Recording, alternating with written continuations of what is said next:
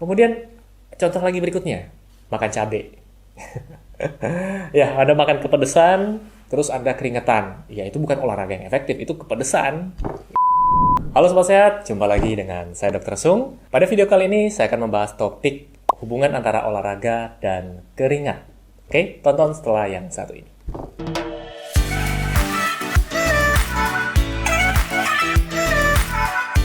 Oke, Sobat Sehat, saya sering dengar orang-orang bilang yang penting keringat. Jadi kalau olahraga itu yang penting kejar keringatnya dulu. Terus ada juga yang bilang semakin banyak keringatnya berarti olahraganya semakin efektif. Ada yang berpikiran seperti ini? Oke, jadi apakah benar? Jadi semakin banyak keringatnya maka olahraganya akan semakin efektif. Nah, sebelum saya jawab pertanyaan tersebut, saya mau jelaskan dulu kenapa tubuh kita berkeringat. Jadi tubuh kita ini ibarat mesin di dalamnya. Organ-organnya itu ibarat mesin. Misalnya pada mesin gadget Anda, misalnya PC, kemudian mobil, itu kan ada cooling sistemnya, ada pastanya di sana, kemudian ya intinya ada sistem untuk mendinginkan mesin tersebut. Sama seperti tubuh kita manusia, organ-organ kita ibarat mesin, jadi butuh didinginkan supaya kerjanya tetap optimal.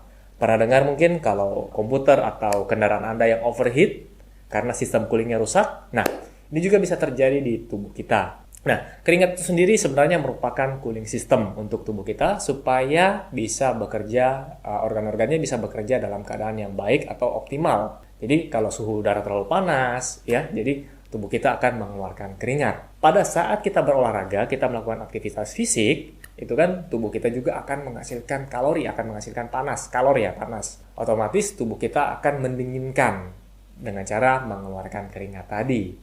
Nah, pertanyaannya adalah, apakah semakin banyak keringat yang dihasilkan, maka olahraga yang dilakukan akan semakin efektif? Jawabannya tidak selalu. Ya, memang benar kalau kita berolahraga, keseringannya kita berkeringat, kecuali kalau kita renang misalnya. Jadi kalau pada saat kita renang dengan intens misalnya nih, 45 menit atau sampai 1 jam, intens, Anda renang bolak-balik kolam renang di pagi hari, apakah Anda berkeringat? Jawabannya tidak kan? Tapi apakah olahraga Anda efektif? Iya, efektif karena Anda melakukannya dengan intens, bukan main-main, bukan santai-santai gitu. Jadi keringatnya tidak bisa dijadikan acuan. Contoh kedua nih, Anda siang hari jam 12 siang atau jam 1 siang, Anda keluar nih di tengah lapangan. Terus Anda berdiri aja, diem gitu. 10 menit deh. Keluar keringat kan, baju Anda basah. Apakah itu bisa dikatakan olahraga yang efektif? Ya, tidak kan? Kemudian contoh lagi berikutnya, makan cabai. Ya, Anda makan kepedesan, terus Anda keringetan. Ya, itu bukan olahraga yang efektif, itu kepedesan. Gitu. Kemudian apalagi, pada saat Anda tegang misalnya, itu juga akan muncul keringat. Jadi, keringat ini tidak bisa dijadikan acuan menunjukkan bahwa olahraga yang efektif. Ya, Anda sauna juga Anda keringat. Intinya, pada saat udara di luar yang panas, atau tubuh Anda mengalami suhu yang meningkat atau kepanasan, maka sistem di tubuh kita, sistem untuk mendinginkan akan mengeluarkan keringat.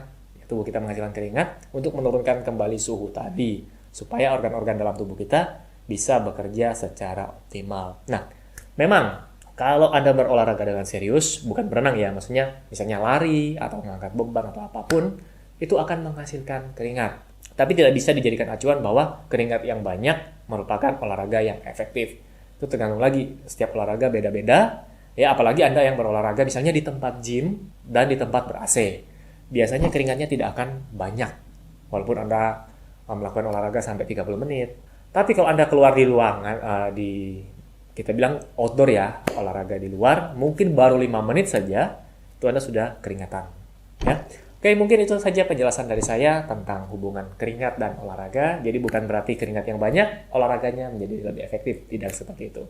Oke, jika Anda suka dengan video ini, silakan komen di bawah, klik like, dan buat Anda yang belum subscribe, silakan di subscribe. Sampai jumpa di video selanjutnya. Salam hebat, luar biasa.